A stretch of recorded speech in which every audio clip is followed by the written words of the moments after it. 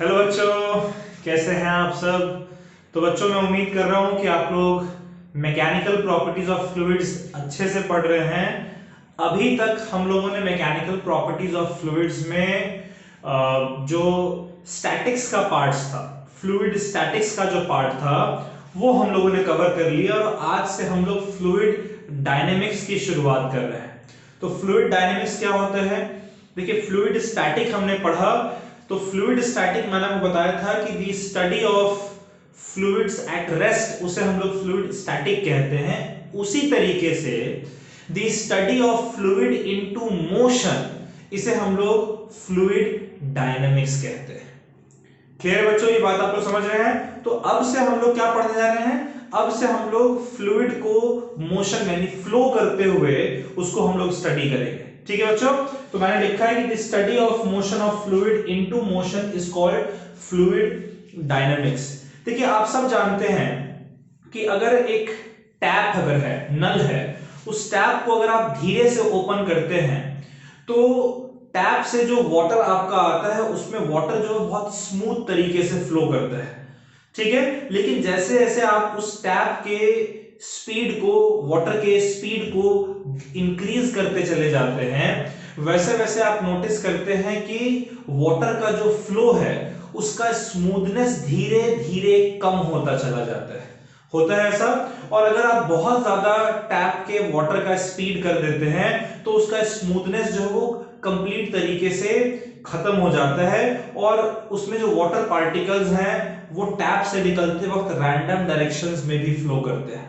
Right? तो हम लोगों को बेसिकली वाटर के फ्लो को स्टडी करना है एंड डिपेंडिंग कि फ्लूइड किस तरीके से फ्लो कर रहा है। ठीक है, फ्लूइड के फ्लो को स्टडी करना है और डिपेंडिंग अपॉन कि एक फ्लूइड किस तरीके से फ्लो करता है उसके बेसिस पर हम लोग फ्लूइड के फ्लो को दो कैटेगरीज में बांटते हैं। एक होता है स्टेडी फ्लो और एक होता है टर्बुलेंट फ्लो। क्लियर है बच्चों?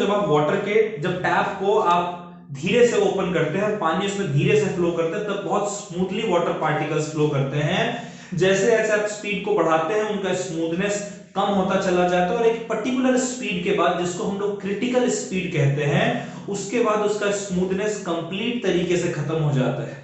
राइट? तो डिपेंडिंग कि एक फ्लूइड जो है वो किस तरीके से फ्लो करता है उसके बेसिस पर फ्लूइड को हमने दो हिस्सों में बांटा है, एक स्टेडी फ्लो और एक टर्बुलेंट फ्लो। ठीक है, ये इंपॉर्टेंट है समझना। तो स्टेडी फ्लो क्या होता है, इसको जरा समझने के लिए हम लोग क्या करने जा रहे हैं, हम लोग इमेजिन कर रहे हैं। इमेजिन करिए कि कोई फ्लूइड जो है, तो वाटर इमेजिन कर ले कि वाटर जो है फ्लो कर रहा है किसी रीजन में। तो उस रीजन में बहुत सारे पॉइंट्स होंगे जहां से वाटर पार्टिकल को गुजरना पड़ रहा होगा। तो अगर हम किसी भी एक पॉइंट पर अपने फोकस को रखें कि एक ही पॉइंट को हम लोग देखते हैं कि वहां पर से जितने भी पार्टिकल्स गुजर रहे हैं उन पार्टिकल्स को हम लोगों को एग्जामिन करना है। तो देखिए, फ्लूइड का जो फ्लो है वो स्टेडी कब होता है इसको समझिएगा। स्टेडी फ्लो कब होता है? अगर आप किसी भी रीजन में फ्लूइड के पार्टिकल्स को फ्लो करते हुए देखते हैं और उस रीजन में किसी भी एक पॉइंट पर अगर आप फोकस रखते हैं, अगर उस पॉइंट से एक पार्टिकल गुजरता है और वहां पर उसकी कुछ वेलोसिटी होती है, भाई जब फ्लूइड के पार्टिकल्स फ्लो कर रहे हैं तो किसी भी एक पॉइंट से जब फ्लूइड गुजरेगा तो वहां पर कुछ ना कुछ वेलोसिटी होनी चाहिए ना। मान लीजिए कोई एक पार्टिकल, जो आपने एक पॉइंट लिया है ए, जिस पाथ में फ्लूइड फ्लो कर रहा है जिस रीजन में, वहां पर आपने एक पॉइंट लिया ए, उस पॉइंट से एक फ्लूइड पार्टिकल गुजरा, आपने नोटिस किया कि वहां पर ए पॉइंट पर उस पर्टिकुलर पार्टिकल की वेलोसिटी है v। अब वो पार्टिकल तो वहां से आगे निकल जाएगा और फिर पीछे से कोई पार्टिकल ए पॉइंट पर आएगा। तो अगर ए पॉइंट पर जो पहला पार्टिकल गुजरा है, अगर उस पार्टिकल की वेलोसिटी v है, तो अगर जितने भी पार्टिकल्स उसके बाद ए पॉइंट से गुजरते हैं, हर एक पार्टिकल की वेलोसिटी अगर v रहेगी तो हम कहेंगे कि फ्लूइड का फ्लो जो है वो स्टेडी है, स्मूथ फ्लो है। क्लियर है? इसका ये मतलब नहीं हुआ कि फ्लूइड के हर एक पार्टिकल का जो फ्लो है वो हर पॉइंट पर उसकी वेलोसिटी जो है वो सेम होनी चाहिए, नहीं, अलग अलग हो सकती है। लेकिन उस पर्टिकुलर पॉइंट से, सपोज करिए कि ये एक पाइप है जिसमें फ्लूइड आपका फ्लो कर रहा है। ठीक है बच्चों, मान लीजिए ये पाइप है जिसमें फ्लूइड आपका फ्लो कर रहा है। ठीक है, और यहां पर मैंने चुना है एक पॉइंट ए। मान लीजिए एक पॉइंट है ए, एक पॉइंट है बी। जैसे जब वाटर पार्टिकल यहां से गुजर रहे हैं तो कोई एक पार्टिकल जब ए पॉइंट से गुजरा तो उसकी मान लो वेलोसिटी है v1, ठीक है। अब ये पार्टिकल यहीं पर तो नहीं रुकेगा, ये पार्टिकल यहां से उठकर फ्लो करते करते मान लो बी पॉइंट पहुंच गया, ठीक है। तो पहला पार्टिकल ए पॉइंट से v1 स्पीड से निकला, v1 वेलोसिटी से, फिर दूसरा पार्टिकल ए पॉइंट पहुंचेगा तो उसकी वेलोसिटी भी v1 अगर हुई, फिर वो पार्टिकल आगे निकल गया, फिर तीसरा पार्टिकल जो ए पॉइंट पहुंचा उसकी वेलोसिटी भी v1। जितने भी पार्टिकल्स ए पॉइंट से गुजर रहे हैं हर एक पार्टिकल की वेलोसिटी v1 ही है ए पॉइंट पर। अगर ऐसा होता है तो हम कहेंगे कि फ्लूइड का जो फ्लो है वो स्टेडी फ्लो है। इसका ये मतलब नहीं हुआ कि एक पार्टिकल का वेलोसिटी अगर v1 है तो हर पॉइंट पर v1 होगा, नहीं। जो पार्टिकल यहां पर v1 स्पीड से मूव कर रहा है वो आगे बढ़कर जब b पॉइंट पर पहुंचता है तो यहां पर उसकी वेलोसिटी चेंज हो जाएगी, कह लो कि v2 है। लेकिन a पॉइंट से जितने भी पार्टिकल्स गुजर रहे हैं a पॉइंट पर उन सारे पार्टिकल की वेलोसिटी v1 होनी चाहिए। फिर वही पार्टिकल्स जब b पॉइंट पर पहुंच जाते हैं तब उन सब की वेलोसिटी b पॉइंट पर v2 होगी। वैसे ही अगर आप c पॉइंट देखो तो c पॉइंट पर ये सारे पार्टिकल्स जब पहुंचेंगे तो एक एक करके इनकी वेलोसिटी v3 होगी, राइट। पहला पार्टिकल a पर था v1 स्पीड, b पर पहुंचा v2 स्पीड, c पर पहुंचा v3 स्पीड। दूसरा पार्टिकल a पर था उसकी भी v1 स्पीड, b पर v2 स्पीड, c पर v3 स्पीड। तीसरा पार्टिकल जब a पर था तो उसकी स्पीड v1, b पर था उसकी स्पीड v2, c पर था उसकी speed v3 and so on, ठीक है। लेकिन a पॉइंट पर जितने भी पार्टिकल्स गुजर रहे हैं उन सब की वेलोसिटी a पॉइंट पर v1 है। जितने भी पार्टिकल्स b से गुजर रहे हैं उन सब की वेलोसिटी b पॉइंट पर v2 है एंड सो ऑन, ठीक है। तब हम कहेंगे कि वो फ्लो स्टेडी फ्लो है। इसमें लिखा है कि स्टेडी फ्लो क्या है, flow is said to be steady if at any point velocity of all particles passing through point is same। वही दूसरे तरीके का फ्लो होता है बच्चों टर्बुलेंट फ्लो। देखिए मैंने आपको बताया कि जब आप धीरे धीरे वाटर के फ्लो के स्पीड को बढ़ाते चले जाते हैं तो उसका स्मूथनेस जो है वो कम होता चला जाता है, राइट। तो जैसे जैसे स्पीड बढ़ाएंगे एक पर्टिकुलर स्पीड के बाद, जिसे हम लोग क्रिटिकल स्पीड कहते हैं, उस स्पीड के बाद वाटर के पार्टिकल्स का जो फ्लो है वो अपने स्मूथनेस को कंप्लीट तरीके से लूज कर देते हैं। और जब उनका स्मूथनेस खत्म हो जाता है तब क्या होता है कि पार्टिकल्स जो एक दूसरे से टकराना शुरू कर देते हैं। उस कंडीशन में हम कहते हैं कि फ्लूइड के पार्टिकल का जो फ्लो है वो टर्बुलेंट फ्लो हो गया है। स्टेडी फ्लो में वो एक दूसरे से टकराते नहीं है, बिल्कुल एक आर्मी पर्सन की तरह मूव करते हैं, बिल्कुल जैसे आर्मी का परेड आपने देखा है, ठीक है, उसी तरीके से मूव करते हैं, एक दूसरे से टकराते बिल्कुल नहीं स्टेडी फ्लो में। लेकिन टर्बुलेंट फ्लो में एक दूसरे से टकरा जाते हैं और टकराने की वजह से उनका पाथ डिस्टर्ब हो जाता है, फिर वो किसी और पार्टिकल्स जाकर टकराते हैं, फिर वो किसी और पार्टिकल्स टकराएगा, इस तरीके से पूरा का पूरा फ्लो जो है वो डिस्टर्ब हो जाता है, टर्बुलेंट हो जाता है। क्लियर है बच्चों? तो देखिए स्टेडी फ्लो के दौरान जब फ्लूइड के पार्टिकल्स जिस रीजन में मूव कर रहे हैं अगर उनका फ्लो स्टेडी है तो जिस पाथ के अलोंग वो मूव करेंगे उस पाथ को हम लोग स्ट्रीम लाइन कहते हैं। क्या कहते हैं बच्चों? Stream line. स्ट्रीम लाइन क्या है? The path taken by fluid under steady flow. Steady flow के दौरान फ्लूइड के पार्टिकल्स जिस पाथ से मूव करते हैं उस पाथ को हम लोग स्ट्रीम लाइन कहते हैं। जैसे फॉर एग्जांपल सपोज करिए कि किसी कुछ पार्टिकल्स हैं जो कि अगर इस तरीके से मूव कर रहे हैं मान लीजिए, तो ये जो पाथ आपको नजर आ रहा है ना उन पार्टिकल्स के फ्लो का, उसे हम लोग स्ट्रीम लाइन कहते हैं और उस फ्लो को हम लोग स्ट्रीम लाइन फ्लो कहते हैं। तो यहां पर स्ट्रीम लाइन पर क्या होता है कि किसी भी पॉइंट पर आप क्या करिए, उस वो जो भी पाथ है उस पाथ पर आप टेंजेंट ड्रॉ करिए, तो उस पर्टिकुलर पॉइंट पर जो पार्टिकल्स गुजर रहे हैं उनकी वेलोसिटी जिस डायरेक्शन में वो आपको पता चल जाए। जैसे इस पॉइंट पर यहां पर है, यहां पर जब पार्टिकल्स होंगे तब उनकी वेलोसिटी इस डायरेक्शन में होगी, यहां पर उन पार्टिकल्स की वेलोसिटी इस डायरेक्शन में होगी, यहां पर उन पार्टिकल्स की जो वेलोसिटी है वो इस डायरेक्शन में है, यहां पर उन पार्टिकल्स की वेलोसिटी इस डायरेक्शन में है, यहां पर पार्टिकल्स की वेलोसिटी इस डायरेक्शन में, यहां पर पार्टिकल्स की वेलोसिटी इस डायरेक्शन में एंड सो ऑन। क्लियर है बात? तो ये सपोज करिए कि ए पॉइंट से लेकर और बी पॉइंट तक ये फ्लूइड का जो पाथ है वो मैंने आपको शो किया है, राइट। तो ये जो पाथ ये किस कंडीशन में? स्टेडी फ्लो के कंडीशन में है। तो तो इस स्टेडी फ्लो के कंडीशन में ये पार्टिकल जिस पाथ के अलोंग मूव करते हैं उस पाथ को हम लोग स्ट्रीमलाइन कहते हैं, और इनका जो फ्लो है उसे हम लोग स्ट्रीमलाइन फ्लो कहेंगे। क्लियर है बच्चों? यहां तक बात आप लोग समझ पा रहे हैं? चलिए, तो अब मैं ऐसा कर रहा हूं कि एक रीजन ले रहा हूं, जैसे फ्लूइड जब फ्लो कर रहा है तो वहां पर मैं एक रीजन ले रहा हूं, ठीक है?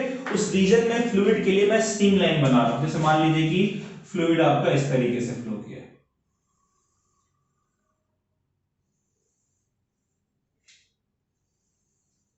ठीक है? एनसीईआरटी में आपका ये डायग्राम दे रखा है, इसलिए आप एनसीईआरटी पढ़ेंगे तो आप रिलेट कर पाएंगे, इसलिए मैं डायग्राम इस तरीके से बना दे रहा हूं।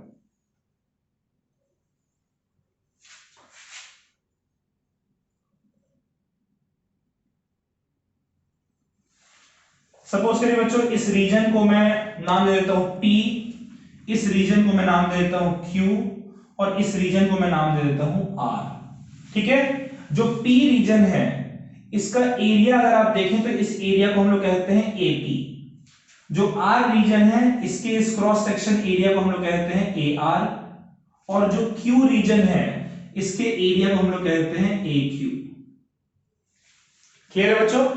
और इस तरीके से जो पार्टिकल्स हैं ये इस पाथ के अलोंग फ्लो कर रहे हैं, और हमने माना है कि एक इनकॉम्प्रेसिबल फ्लूइड इसके थ्रू फ्लो कर रहा है। कैसा फ्लूइड? Incompressible fluid. अच्छा, इनकॉम्प्रेसिबल फ्लूइड जब हम कहें कि इनकॉम्प्रेसिबल फ्लूइड फ्लो कर रहा है, इसका यही मतलब हुआ कि जो डेंसिटी फ्लूइड का P पॉइंट पर है वही डेंसिटी फ्लूइड का Q पॉइंट पर होगा, और वही डेंसिटी फ्लूइड का R पॉइंट पर भी होगा। क्लियर है? ये फ्लूइड जो फ्लो कर रहा है और उसमें एक छोटा सा पाथ हमने, एक स्पेस हमने लिया है जहां पर फ्लूइड फ्लो कर रहा है, और उसमें हमने 3 रीजन्स लिए हैं, एक P रीजन, एक Q रीजन और एक R रीजन, जहां P रीजन का area, cross section area AP है, R रीजन का AR है और Q रीजन का AQ है। और हम मान लेते हैं कि वैसे तो बहुत सारे स्ट्रीमलाइंस बनेंगे, लेकिन मैंने सिर्फ 3 स्ट्रीमलाइन आपको बनाकर दिखाया है। ठीक है? हमने क्या माना है? हमने मान लिया है कि इस रीजन के थ्रू जो फ्लूइड फ्लो कर रहा है वो एक इनकॉम्प्रेसिबल फ्लूइड फ्लो कर रहा है। कैसा फ्लूइड फ्लो कर रहा है? इनकॉम्प्रेसिबल फ्लूइड फ्लो कर रहा है। तो जब मैं कह दूं कि इनकॉम्प्रेसिबल फ्लूइड है, इसका यह मतलब हुआ कि जितना उन फ्लूइड्स का डेंसिटी यहां पर है उतना ही यहां होगा और उतना ही यहां पर होना चाहिए। क्लियर है? तो हम लोग एक कॉन्टिन्यूटी इक्वेशन होता है बच्चों, उस कॉन्टिन्यूटी इक्वेशन को प्रूव करने जा रहे हैं। कौन सा इक्वेशन हमारा है? Continuity equation. जरा समझिएगा ये कॉन्टिन्यूटी इक्वेशन क्या कहता है। अगर मैं P रीजन पर जानूं, देखिए अगर फ्लूइड इनकॉम्प्रेसिबल है, ठीक है, यानी कि सेम नंबर ऑफ स्ट्रीमलाइंस जो है वो जितने स्ट्रीमलाइंस यहां से पास कर रहे हो उतने ही यहां से, उतने ही यहां से पास कर रहे हो, तभी तो डेंसिटी सेम है। ठीक है? तो अगर सेम नंबर ऑफ स्ट्रीमलाइंस यहां से पास कर रहे हैं, यानी कि जो मास ऑफ वाटर है जो कि इसके थ्रू पास है, यहां से पास कर रहा है, यहां से पास कर रहा है, यहां से पास कर रहा है, वो सेम रहेगा। ठीक है? तो what is the mass of mass जो कि P रीजन में फ्लो कर रहा है, ठीक है, वो हमारा कितना होगा जरा देखते हैं। देखिए जो मास है बच्चों वो होता है डेंसिटी इनटू वॉल्यूम। कितना मास वाटर का इसके थ्रू फ्लो कर रहा है T पॉइंट से? मान लीजिए डेल्टा T टाइम में हम लोग देख रहे हैं। कितने टाइम में? डेल्टा T टाइम में हम देखना चाह रहे हैं कि P पॉइंट से कितना मास वाटर का फ्लो कर रहा है, R पॉइंट से कितना मास वाटर का फ्लो कर रहा है, और Q पॉइंट से कितना मास वाटर का फ्लो कर रहा है। क्योंकि फ्लूइड इनकॉम्प्रेसिबल है और हम लोग स्टेडी फ्लो देख रहे हैं, इसलिए जितना मास P से फ्लो करेगा उतना ही मास R से फ्लो करेगा, उतना ही मास Q से फ्लो करना चाहिए। तो P पॉइंट से जो मास फ्लो कर रहा है उसको मैं MP सिंबल से रिप्रेजेंट करता हूं। ठीक है? मास क्या होता है? Density into volume. इसके थ्रू यहां पर डेंसिटी हमने कितना माना है? रो P। ठीक है? अच्छा, रो P, रो Q, रो R ये सब रो के बराबर, क्योंकि इनकॉम्प्रेसिबल फ्लूइड है तो मैं डायरेक्टली रो लिख रहा हूं। ठीक है? Density into volume. अब वॉल्यूम क्या होता है? वॉल्यूम होता है एरिया इनटू लेंथ। क्या होगा? Area into length. एरिया है इसका AP और लेंथ क्या होगा? देखिए यहां पर कुछ स्पीड से जो पार्टिकल्स हैं वो फ्लो कर रहे होंगे। मान लेते हैं यहां पर स्पीड है इसका VP, यहां पर मान लेते हैं स्पीड है वी आर, और मान लेते हैं यहां पर जो स्पीड है वो है वी क्यू। ठीक है, तो भाई डेंसिटी इंटू वॉल्यूम, वॉल्यूम होता है एरिया इंटू लेंथ, और लेंथ क्या होगा, लेंथ होगा वेलोसिटी इंटू टाइम, राइट। तो ये हो जाएगा एपी वीपी डेल्टा टी होगा बच्चों। वैसे अगर मैं क्यू पॉइंट पर मास की बात करूं तो मास एट पॉइंट क्यू क्या हो जाएगा, density into area of cross section area of Q multiplied by यहां पर डिस्टेंस कितना होना चाहिए भाई, वी क्यू स्पीड से है डेल्टा टी टाइम में, तो we Q into delta T.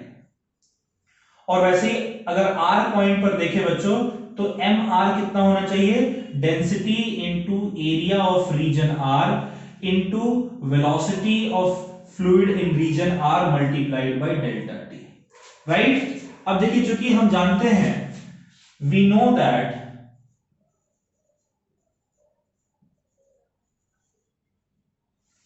Fluid का फ्लो स्टेडी है, फ्लूइड इनकॉम्प्रेसिबल है, इसलिए जो मास P पॉइंट पर होगा वही मास Q पॉइंट पर होना चाहिए, और वही मास R पॉइंट पर भी होना चाहिए। होना चाहिए बच्चों, नहीं होना चाहिए, सेम मास तीनों रीजन के थ्रू हमारा फ्लो करेगा। ठीक है, तो इसको देखिए मैं कैसे लिखूंगा, MP की जगह मैं लिखूंगा rho AP VP delta T, Q point पर हो जाएगा rho AQ VQ delta T, और R पॉइंट पर हो जाएगा rho AR VR delta T होगा बच्चों। देखिए delta T delta T delta T cancel out हो जाएगा, और density density density cancel out हो जाएगा, यानी आपका क्या आ रहा है, area into velocity at point P is equals to area into velocity at point Q is equals to area into velocity at point R। यानी समझिए यहां से कि A पॉइंट पर वेलोसिटी और एरिया का जो प्रोडक्ट है, Q पॉइंट पर वेलोसिटी और एरिया का जो प्रोडक्ट है, और R पॉइंट पर जो वेलोसिटी और एरिया का प्रोडक्ट है वो बराबर है। तो क्या हम यहां से कंक्लूड कर सकते हैं कि area multiplied by velocity is equals to constant, कर सकते हैं बच्चों। इसी को हम लोग कॉन्टिन्यूटी इक्वेशन कहते हैं, कहते हैं कॉन्टिन्यूटी इक्वेशन। और कॉन्टिन्यूटी इक्वेशन हमें क्या बता रहा है ये जरा समझ लीजिएगा, ये आप लोग लॉजिकली भी रिलेट कर सकते हैं। कॉन्टिन्यूटी इक्वेशन कह रहे हैं area into velocity is equals to constant, यानी कि एरिया जो है वो सम, इस कांस्टेंट को अगर मैं k कह दूं तो some constant divided by velocity होना चाहिए। और इसको क्या हम लिख सकते हैं यहां से कि area and velocity are inversely proportional to each other, कह सकते हैं बच्चों। यानी ये हमें बता रहा है कि जहां पर एरिया हमारा ज्यादा होगा वहां वेलोसिटी कम होनी चाहिए, और जहां पर एरिया कम होगा वहां वेलोसिटी ज्यादा होना चाहिए। अगर आप एक नॉर्मल पाइप से वाटर को फ्लो कराते हैं और अगर प्रेस करके उसके एरिया को कम कर देते हैं तो आप देखते हैं जैसे आप प्रेस करके एरिया कम करते हैं वेलोसिटी जो है वाटर के फ्लो की वो इंक्रीज हो जाती है। यही हमें कॉन्टिन्यूटी इक्वेशन में बताया जा रहा है कि एरिया और वेलोसिटी का प्रोडक्ट कांस्टेंट होता है, यानी एरिया और वेलोसिटी एक दूसरे के इनवर्सली प्रोपोर्शनल है। जिस रीजन में ज्यादा एरिया मिलेगा वाटर को फ्लो करने का वहां पर वाटर के पार्टिकल्स का या फ्लूइड के पार्टिकल्स का जो फ्लो है वो धीमा होगा, और जहां कम एरिया मिलेगा वहां पर फ्लो अचानक से बढ़ जाएगा। क्लियर है बच्चों, इसी को हम लोग क्या कहते हैं, कॉन्टिन्यूटी इक्वेशन कहते हैं। तो ये आप लोगों ने स्ट्रीमलाइन फ्लो और कॉन्टिन्यूटी इक्वेशन के बारे में आज की क्लास में सीखा। आई होप आपको चीजें समझ में आई हैं। तो आज हम लोग स्ट्रीमलाइन फ्लो में यहीं पे समाप्त कर रहे हैं। जो नेक्स्ट लेक्चर हमारा होने वाला है उसमें हम लोग बर्नौलीज प्रिंसिपल के बारे में बात करेंगे। बहुत इंपॉर्टेंट टॉपिक है, 5 नंबर में क्वेश्चंस आपके एग्जाम में पूछे जाते हैं। तो कल का लेक्चर बिल्कुल स्किप मत करिएगा, और आज का लेक्चर उसके लिए थोड़ा इंपॉर्टेंट है, कॉन्टिन्यूटी इक्वेशन वगैरह, तो उसको थोड़ा सा पढ़ लीजिएगा। ठीक है बच्चों, चलिए bye bye, take care, stay safe. इसको नोट कर लीजिए और पढ़ाई जरूर करिएगा। ठीक है, चलिए बाय बाय।